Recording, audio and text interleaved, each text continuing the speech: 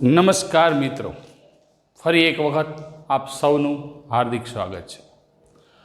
મિત્રો, તમે જાણો છો એ પ્રમાણે ચેપ્ટર પહેલું ધોરણ 11 સાયન્સની અંદર ગણ આપણે શરૂ હતું.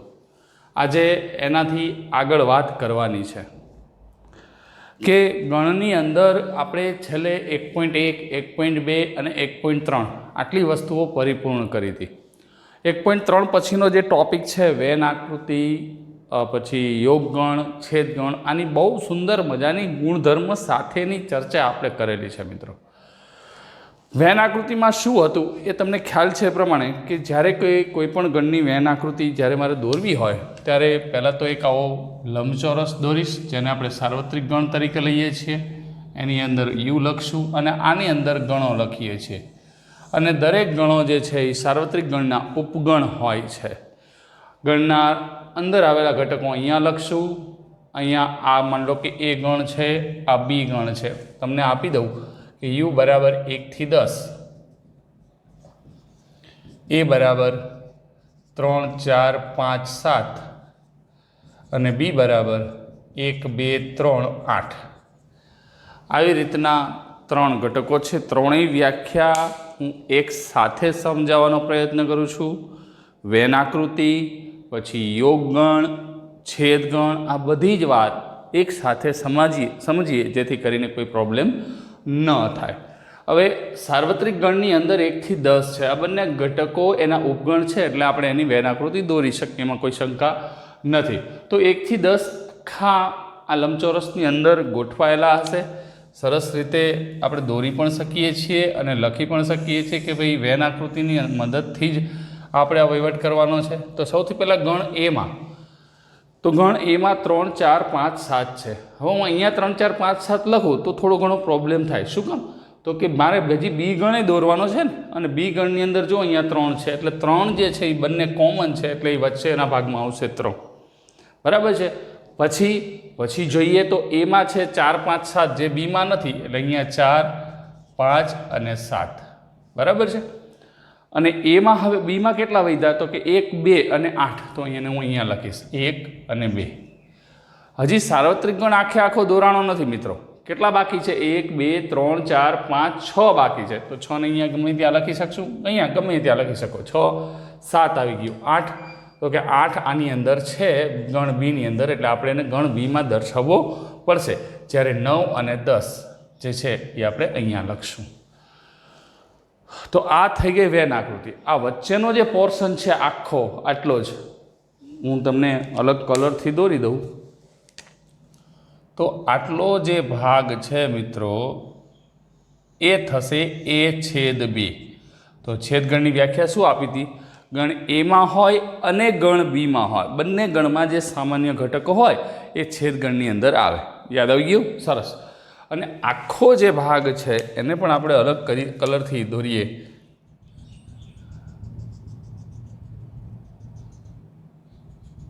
આટલો જે ભાગ છે એ યોગ ગણ આવશે. તો એ યોગ બીમાં ગણ એમાં હોય અથવા ગણ બીમાં હોય તેવા તમામ સભ્યો, ઘટકોનું પુનરાવર્તન કરવાનું નહીં. તો લખીએ 1, 2, 3, 4, 5, 7, 8. તો આ થશે એ યોગ બી અને એ છેદ બી થશે 3. બરાબર છે. તો આવી રીતે આપણે યોગગણ, છેદગણ આની ચર્ચા કરી હતી. એના ગુણધર્મ પણ જોયા હતા, એના એકાદ બે ઉદાહરણ પણ જોયા હતા. મિત્રો, હજી એક વ્યાખ્યા આજે બાકી છે. એ વ્યાખ્યા આપણે કરી લઈએ, પછી એના ઉપરથી આગળ વાત કરીશું. ઓકે? એ વ્યાખ્યા જે છે એનું નામ છે ડિફરન્સ સેટ, અને ગુજરાતીમાં આપણે કહીશું તફાવત ગણ.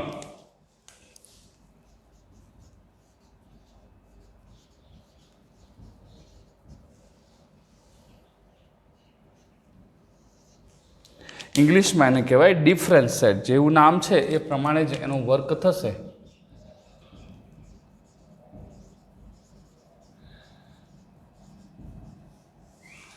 શું છે ડિફરન્સ સેટ એની વાત કરીએ.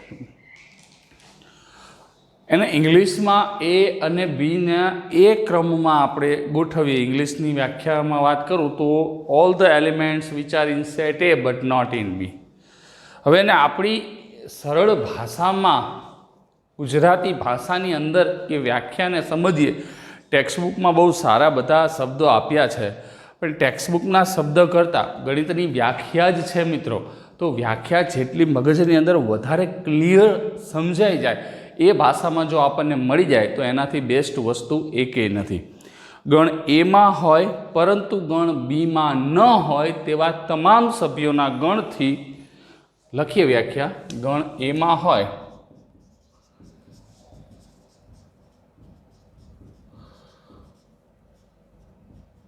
પરંતુ ગણ બીમાં ન હોય તેવા તમામ સભ્યોના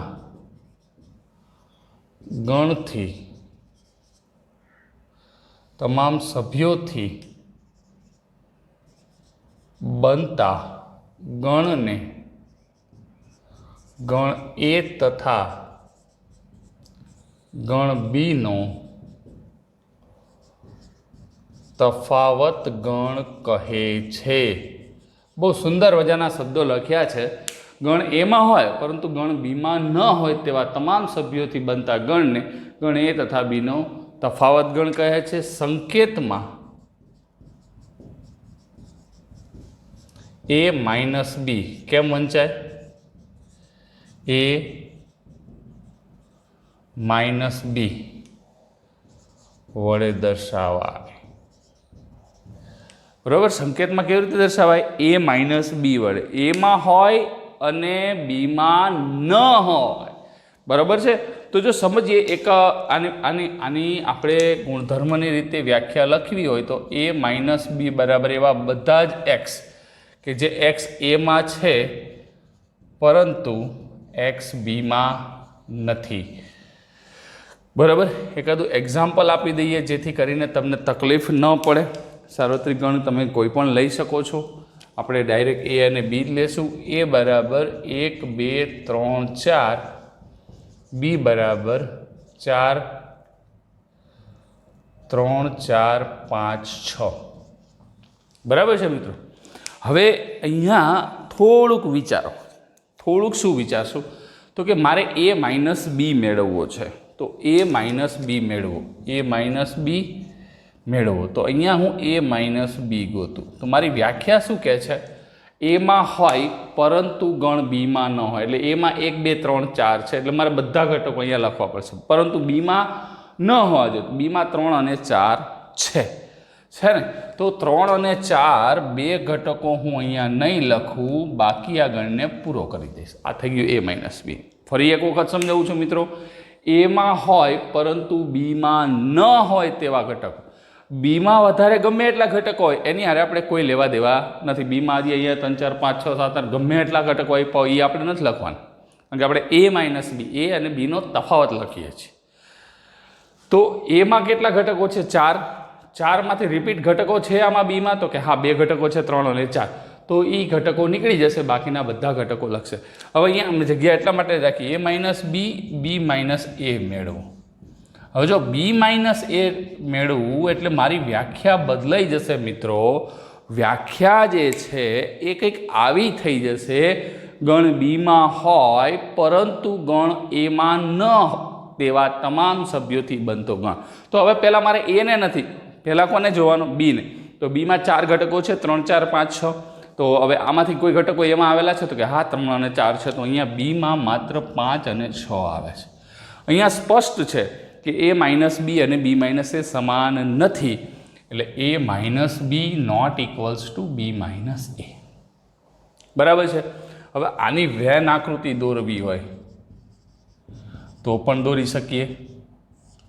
તો આની વેન આકૃતિ દોરવા માટે બીજું કશું જ નથી કરવાનું. એક આવું લંબચોરસ આપણે દોરશું જેની ઉપર સાર્વત્રિક ગણ યુ લખશું. બરાબર છે. ગણ એ છે.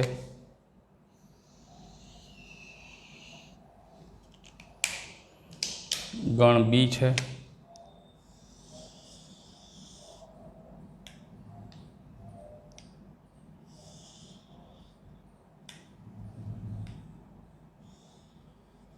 બરાબર છે। હવે અહીંયા આ બે ગણો મારી પાસે આવી ગયા છે, ગણ એ અને ગણ બી।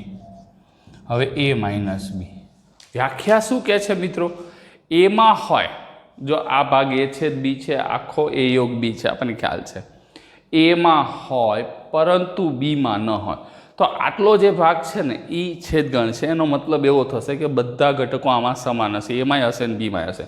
આટલા જે હશે એ એકલા એના હશે, ઓનલી એ જેને કહેવાય। આટલા જે હશે એ એકલા બીના જ હશે, ખાલી બીમાં હશે, એ અને બી બંનેમાં નહીં હોય। તો આને જ્યારે મારે એ માઇનસ બી ડ્રો કરવું છે તો એ આ ભાગ થશે, એમાં છે પરંતુ બીમાં નથી। આ જે આ ટપકાવાળો ભાગ જે મેં તમને દેખાડ્યો, આવૃત ભાગ, એ જે છે એ માઇનસ બીનું સૂચન કરે છે, આ એ માઇનસ બી।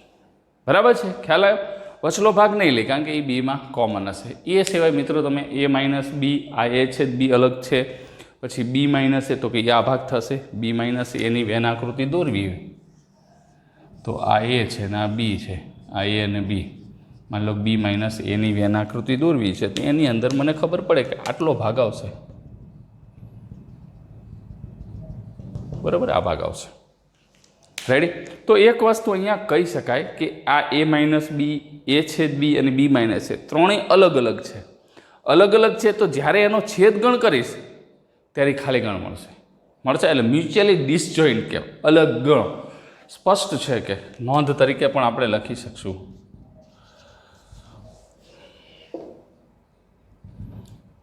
એ માઇનસ બી, એ માઇનસ બી, બી માઇનસ એ તથા એ છેદ બી અલગ ગણો છે, એટલે કે તેમનો છેદગણ ખાલી ગણ થાય। અલગ ગણોની વ્યાખ્યા પણ અહીંયા કહી શકાય, જે બે ગણોનો છેદગણ ખાલી ગણ હોય એને અલગ ગણો પણ કહી શકાય। સમજાઈ ગયું મિત્રો? એક ઉદાહરણ આપું, તમે રફમાં કરો। એ બરાબર 4 5 6 7, બી બરાબર 7 8 9, એ માઇનસ બી, બી માઇનસ એ મેળવો। ચલો હાલો, જો એક વસ્તુ તમને કહી દઉં, હું જ્યારે તમને આવી રીતે ગણવા આપું ને એટલે વિડીયો તમારે પોઝ કરી દો, હું તરત ને તરત પાછો સોલ્વ કરાવી દઈશ, બરાબર? કારણ કે તમે પોતે રફમાં ગણ્યો એટલો ટાઈમ બગડે તો એટલી મારે અહીંયા રાહ જોવી એ વસ્તુ વ્યાજબી નથી। સમય તમારો બગડે, નેટ બગડે, મારું કામ બગડે, બરાબર છે? એટલે હું જ્યારે તમને આપીશ, લગભગ મોટાભાગના લેક્ચરમાં એકાદ બે ક્વેશ્ચન પ્રેક્ટિસ કરવા માટે આપીશ, તમારે શું કરવાનું, વિડીયોને પોઝ કરી દેવાનો, લખી લેવાનું, એટલે હું થોડોક આગળ જાઉં એટલે સ્ક્રીનશોટ લઈને પાછું ગણ નાખવાનું, પછી તરત વિડીયો પ્લે કરી દેવાનો, પછી તમારો આન્સર મેચ કરી લેવાનો। ગણો જો,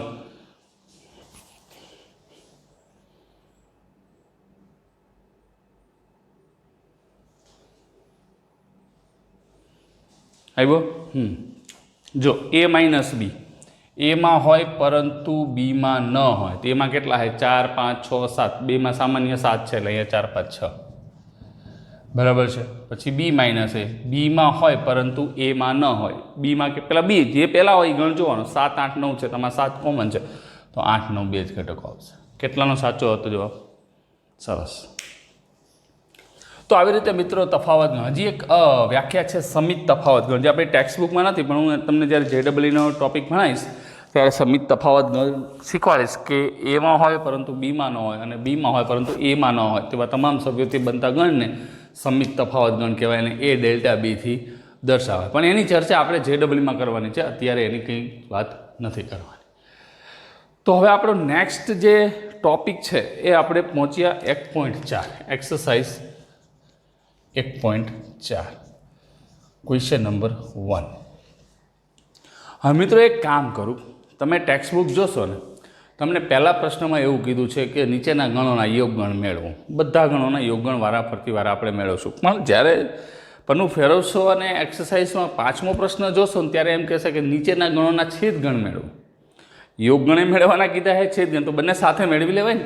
તો ક્વેશ્ચન 1 એન્ડ ક્વેશ્ચન 5 બંને, ક્વેશ્ચન 1 અને ક્વેશ્ચન 5 બે એક સાથે સોલ્વ કરી, યોગગણ અને છેદગણ મેળવો. બરાબર, યોગગણ અને છેદગણ બંને વસ્તુ આપણે મેળવવાની છે. તો વારાફરતી વાર એને આપણે ઉકેલતા જઈએ, જેથી કરીને કોઈ પ્રોબ્લેમ ન થાય. પહેલો પ્રશ્ન, બે ગણો આપ્યા છે. એક્સ બરાબર, આ લગભગ મેં તમને સોલ્વ કરાવેલો હતો, 1 3 5 અને વાય બરાબર 1 2 3. બરાબર છે. તો સૌથી પહેલાં બે ગણોનો યોગગણ મેળવશું. આ પહેલા પ્રશ્નનો જવાબ થશે. યોગગણની વ્યાખ્યા, ગણ એમાં હોય અથવા ગણ બીમાં હોય તેવા તમામ સભ્યો, સામાન્ય સભ્યો હોય એ એક જ વાર લખવાના. તો શું થશે? એક ક્રમ જ લખશું, 1 પછી 2 3 અને 5. જો જ ગણી લેવાના. ત્રણ 6 ઘટકો છે, પણ જો 2 ઘટકો કોમન છે, 3 ઘટકો. બરાબર, 1 2 આવી ગયા છે, એક ઘટક પણ કોમન છે. બરાબર છે. હવે આનો છેદગણ લખીએ, એક્સ છેદ વાય. તો બંનેમાં સમાન હોય, ગણ એમાં હોય અને ગણ બીમાં હોય, એટલે બંનેમાં સમાન ઘટકો લેવાના. તો એક અહીંયા છે, હા, શાંતિથી જ ઉકેલવાનો. 3 છે તો કે હા, 5 છે તો કે ના, પછી અહીંયા કોઈ કોમન નથી. તો આવી રીતે આનો રિપ્લાય આપણને મળી શકે છે. બીજો જે ક્વેશ્ચન છે એની વાત કરીએ. બીજો ક્વેશ્ચન, એ બરાબર આપણને એ આઈઓયુ આપ્યા છે, ગણ એ બરાબર, જ્યારે ગણ બી બરાબર એબીસી આપ્યા છે. બરાબર છે. તો ફરીથી એ યોગ બી ગોતશું. જે શબ્દમાં જે સ્વરૂપમાં આપ્યું હોય એ જ સ્વરૂપમાં આપણે મેળવશું. એ યોગ બી, બંનેમાં સમાન ઘટકો એક જ વાર. પહેલાં એ આઈઓયુ લખી નાખી, પહેલાં ગણ એ લખી નાખીએ આખો. પછી બીમાં જોઈએ તો એ આવી ગયો છે, બી અને સી બાકી છે. બરાબર છે. એ યોગ બી ખ્યાલ આવે છે ને, સમજાય છે? પછી એ છેદ બી, તો એ છેદ બીમાં બંનેમાં સમાન ઘટકો. પહેલાં તો એ દેખાય છે, પછી આમાં બી અને નાનો ગણ થયો તો આમાં નથી, એટલે આ એકાકી ગણ મળ્યો. તો એમાં આપણને કંઈ પ્રોબ્લેમ છે નહીં. એ છેદ બી બરાબર છે. ત્રીજો જે ક્વેશ્ચન છે કંઈક આ સ્વરૂપે આપણને આપ્યો છે ટેક્સ્ટ બુકની અંદર. એ બરાબર એક્સ, જ્યાં એક્સ એ પ્રાકૃતિક સંખ્યા છે અને 3નો ગુણિત છે. તો જો હું એનો થોડુંક શાબ્દિક ભાષા ફેરવી નાખું, આપણને લખી શકાય છે એ બરાબર એક્સ, જ્યાં એક્સ બિલોંગ્સ ટુ એન, એટલે પ્રાકૃતિક સંખ્યા થઈ, અને એક્સ 3નો ગુણિત છે. બરાબર, આવી વાત છે. અને ગણ બી આપણને આપ્યો છે એક્સ, જ્યાં એક્સ એ પ્રાકૃતિક સંખ્યા છે પરંતુ 6 કરતાં નાની છે. એક્સ, જ્યાં એક્સ એ 6 થી નાની પ્રાકૃતિક સંખ્યા છે. 6 થી નાની પ્રાકૃતિક સંખ્યા છે મિત્રો, એટલે આપણા મગજની અંદર રાખશું. 6 થી નાની પહેલાં ગણ બંને બનાવવા પડશે. બંને ગણ પહેલાં બનાવી લઈએ, શું કહેવા માંગે છે. તો ગણ એ બરાબર કેટલા છે? 3નો ગુણિત. 3નો ગુણિત એટલે 3નો ઘડિયો થયો, 3 1 3 3 2 6 3 3 9 3 4 12, બસ આટલા ઘણા ઘટકો. અને ગણ બી બરાબર, તો કે 6 થી નાની પ્રાકૃતિક સંખ્યા. જો less than or equal to નથી કીધું, 6 થી નાની જ કીધી છે, એટલે 1 2 3 4 5, 6 લેવાના નથી. હવે બંનેનો મિત્રો યોગગણ મેળવવો જોઈએ. ચલો હાલો મેળવો બંનેનો યોગગણ. ફટાફટ યોગગણ અને છેદગણ મેળવી લો.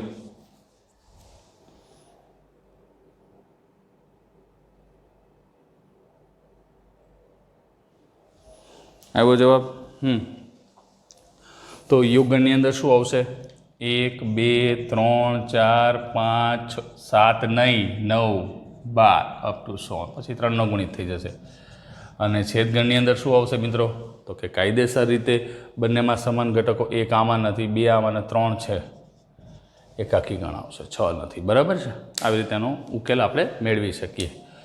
ચોથા પ્રશ્નની વાત કરીએ તો એ બરાબર ગણ એ જ આપ્યો છે. હું એક્સ, ત્યાં એક્સ એ પ્રાકૃતિક સંખ્યા છે, સીધું જ એનમાં લખું છું એટલે એ ચાલે.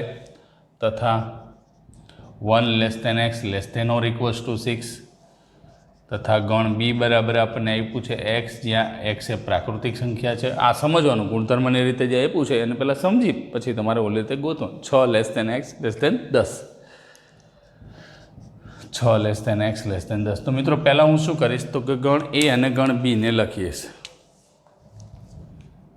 એ બરાબર 1 કરતાં મોટો છે ને એક્સ, સરખો નથી, એટલે 2 3 4 5 6 લેવાના છે, તો કે આ ઇક્વલ્સ ટુ છે. સમજાય છે ને? 6. રેડી? પછી ગણ બી બરાબર, તો કે 6 થી મોટો ને 10 થી નાનો, એટલે 7 8 9 10 લેવાના નથી. હવે એ યોગ બી જોઈએ મિત્રો, તો પહેલાં આખો ગણીએ લખી નાખશું 2 3 4 5 6. બરાબર? એમાં હોય અથવા બીમાં, બંનેમાં સામાન્ય ઘટકો દેખાય છે? તો કે ના. તો કે પૂરું કરો, 7 8 9. પછી એ છેદ બી, તો કે બંનેમાં સમાન ઘટકો હોય એ છેદ ગણમાં આવશે, તો બંનેમાં એક પણ ઘટક 2 નથી, 3 નથી, 4 નથી, 5, એટલે ખાલી ગણાવશે. એને તમે 5 વડે દર્શાવી શકશો. ખ્યાલ આવે છે? 5મો ક્વેશ્ચન આપણે પહોંચ્યા. તો 5મો ક્વેશ્ચન આપણને કંઈક આ રીતે આપ્યો છે આપણી ટેક્સ્ટ બુકની અંદર કે એ બરાબર 1 2 3, 1 2 3 અને બી બરાબર 5 આમ છે. તો યોગગણ અને છેદગણ જ મેળવવાના છે, બીજું કશું આપણે ગણવાનું નથી. તો યોગગણ શું થશે મિત્રો? એ યોગ બી, તો એ 1 2 3 જ થશે ને, અને છેદગણ એટલે તો આમાંથી કંઈ ઘટક જ નથી, તો એ 5 જ થશે. તો આ રીતે પહેલો પ્રશ્ન પરફેક્ટલી સોલ્વ કરી શકાય છે. સમજાય છે? ટૂંકમાં તમારે મિત્રો એટલી જ વાત મગજની અંદર સેટ કરીને રાખવાની, તમને શું રિક્વાયર્ડ છે. યોગગણ માંગ્યો છે, છેદગણ માંગ્યો છે, જે કંઈ પણ માંગ્યું હોય પરફેક્ટલી સોલ્વ કર્યું હોય તો કોઈ પ્રોબ્લેમ ન હોય. યોગગણ એટલે એમાં હોય અથવા બીમાં, બંનેના બધા ઘટકો લખવાના, પરંતુ જે સમાન હશે એ માત્ર ને માત્ર એક જ વાર લખશું. રેડી? અને છેદગણમાં તો હરખા હોય એટલા જ લખવાના. હવે બીજો ક્વેશ્ચન છે એને જરાક જોઈએ. ક્વેશ્ચન બીજો. હવે ક્વેશ્ચન બીજામાં આપણને અહીં એ બરાબર એક ગણ આપ્યો છે, એ બી તથા બી બરાબર એબીસી. બે પ્રશ્નો પૂછ્યા છે. શું એ ઉપગણ બી છે? એ ઉપગણ બી છે અને એ યોગ બી શું થશે? આ બે ક્વેશ્ચન માર્ક છે. વિચારો જોઈએ. ચલો વિચારો. એ બીનો ઉપગણ છે. ઉપગણની વ્યાખ્યા યાદ કરો ફટાફટ. ઉપગણની વ્યાખ્યા શું હતી? ઉપગણની વ્યાખ્યા એમાં હોય અથવા બીમાં હોય એવું યોગગણમાં. ઉપગણમાં ગણ એના દરેક ઘટક ગણ બીમાં સમાયેલા હોય. તો જો એમાં કયા ઘટક છે? એ બી, અને બીમાં એ બી સી છે. સ્પષ્ટ છે કે એ સબસેટ બી બરાબર છે. ક્લિયર જ છે, આપણે મગજમાં સમજાઈ જાય છે, એટલે કંઈ પ્રોબ્લેમવાળી વાત છે નહીં, ક્લિયર છે. કારણ કે એના ઉપગણની તમને એમ પૂછો ઇઝ એ સબસેટ બી, પછી પ્રશ્નાર્થ ચિહ્ન અને એ બી શું થશે? તો એનો મતલબ એ બીનો ઉપગણ છે, બી એ એનો ઉપગણ નહીં થાય. જો બી આખે આખો એમાં નથી સમાયેલો. શું કામ? તો કે એક ઘટક બાકી રહી જાય છે, સી. બરાબર છે? એટલે એ આખે આખો ગણ બીની અંદર સમાયેલો છે, એટલે એ જે ગણ છે એ ગણ બીનો ઉપગણ થશે. અને એ યોગ બી, તો કે તો માત્ર ને માત્ર એબીસી આવશે. મેં તમને પહેલાંય કીધું હતું કે જો એ સબસેટ બી હોય તો એ યોગ બી બરાબર ગણ બી જ થાય. બરાબર? આ વસ્તુ આપણે સમજાવેલી છે અને કીધેલી છે. ક્લિયર? સરસ. તો આવી રીતે ધીમે ધીમે ધીમે ધીમે પ્રશ્નો સોલ્વ કરતા જઈએ એટલે કોઈ પ્રોબ્લેમ નડતો નથી.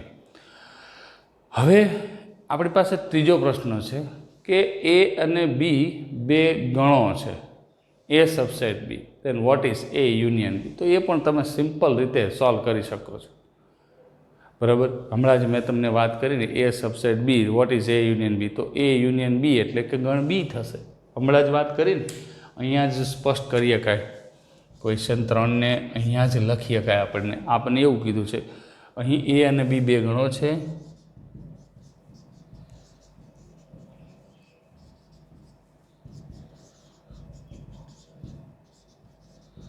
એ સબસેટ બી છે. એટલે વેન આકૃતિ તમે ડ્રો કરો ને તોય તમને ખબર પડી જાય યોગગણ કે મોટો ગણ કયો છે બી અને નાનો ગણ કયો છે એ. બરાબર છે? એટલે ખાસ હવે એ યોગ બી બરાબર માટે સ્પષ્ટ છે કે એ યોગ બી બરાબર શું થશે? અહીંયા આપણે જોઈ શકીએ ને એ યોગ બી બરાબર આખે આખો ગણ બી જ મળ્યો છે. મેં હમણાં જ તમને વાત કરી. પ્રશ્નને આપણે એટલે હતો જ કે આ પ્રશ્ન આપણને આવવાનો છે એટલે મોટો ગણ આવશે એટલે સ્પષ્ટ છે. માટે એ યોગ બી બરાબર કોઈ પણ ઘટક વિના કહી શકું ગણ બી આવશે. મિત્રો એ છેદ બી શું આવશે? પૂછ્યું નથી, ક્વેશ્ચન અહીંયા પૂરો થઈ ગયો છે, આપણને પૂછ્યું નથી, પણ એ છેદ બી બરાબર શું આવશે? તો કે નાનો ગણ આવે ને, એ આખો બીમાં સમાયેલો તો એ ગણ થવાનો. ખ્યાલ આવી ગયો વાત આખી? સરસ. હવે આપણે ક્વેશ્ચન નંબર 4 પહોંચ્યા. 5મો તો પહેલાં કરી નાખ્યો છે. ક્વેશ્ચન નંબર 4 આપણે સરળ પ્રશ્ન છે. આપણને એમાં 4 ગણો આપ્યા છે કે અહીં ગણ એ બરાબર 1 2 3 અને 4, બીજો ગણ બી જે આપ્યો છે એની અંદર 3 4 5 6 અહીંથી શરૂ કર્યો છે ગણ સી બરાબર આપણને આપ્યો છે 5 6 7 8 અને ગણ ડી બરાબર આપણે આપ્યો છે 7 8 9 10. મિત્રો 7 પ્રશ્ન 7 કે 8 પ્રશ્નો આપ્યા છે અને બધા જ પ્રશ્નો સરળ છે, તમે ઉકેલી શકો છો. એકાદા બે હું તમને ગણાવું છું જેથી કરીને તમને તકલીફ ન પડે. તો સૌથી પહેલાં મારે એ યોગ બી મેળવવાનો છે. આ પહેલો પ્રશ્ન છે. વારાફરતી વારા બધા જ ઉકેલશો. એ યોગ બી એમાં હોય અને અથવા બીમાં હોય. હવે તો આવડે? બોલો. Ready, good. 1 2 3 4 પછી અહીંયા 3 4 આવી ગયા તો 5 6 ક્રમમાં જ આપ્યા છે. પછી બીજો પ્રશ્ન આપણને આપ્યો છે એ યોગ સી. એ યોગ સી એમાં હોય અથવા સીમાં તો પહેલાં લખી જ નાખવાના. 1 2 3 4 અહીંયા શું થશે? 5 6 7 8. રેડી? સમજાય છે? પછી બી યોગ સી એ પણ તમે ગણી શકો તો ત્રીજો અને ચોથો આ બંને હોમવર્કમાં ગણી શકો છો.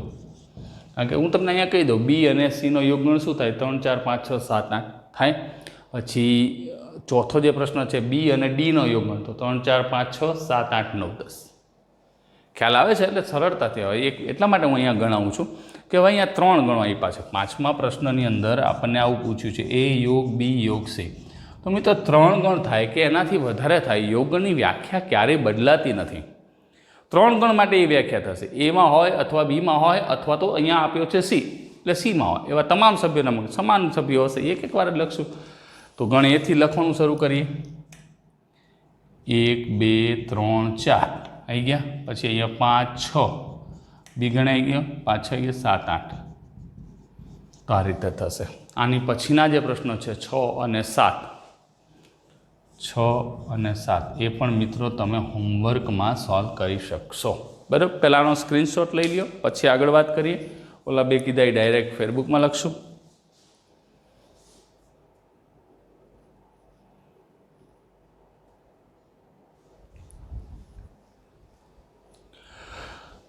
મિત્રો અહીંયા આ જે પ્રશ્ન છે એ તો તમે ફેસબુકની અંદર ડાયરેક્ટ લખશો તો પણ ચાલશે. યોગગણ અને છેદગણની વાત હવે ક્લિયર થઈ ગઈ હશે મગજની અંદર. હજી આપણી પાસે તફાવત ગણના ઉદાહરણોને કનેક્ટેડ ક્વેશ્ચન આવવાના બાકી છે. આજે આ વિડીયોને બહુ હવે લાંબો નથી કરતા કારણ કે આપણો સમય પૂરો થવા આવી રહ્યો છે. એટલે 5 સુધીના પ્રશ્નો એક્સરસાઇઝ 1.5 સુધીના એટલા માટે કહું છું કે પહેલો ક્વેશ્ચન અને 5મો ક્વેશ્ચન બંને સાથે કર્યા છે. ખ્યાલ આવે છે? કારણ કે આપણને માંગ્યું છે એ રીતે તો પહેલો અને 5મો ક્વેશ્ચન આપણે સરળતાથી સાથે કરી શકીએ છીએ. ફરી વખત એને ગણા ના લખવા પડે.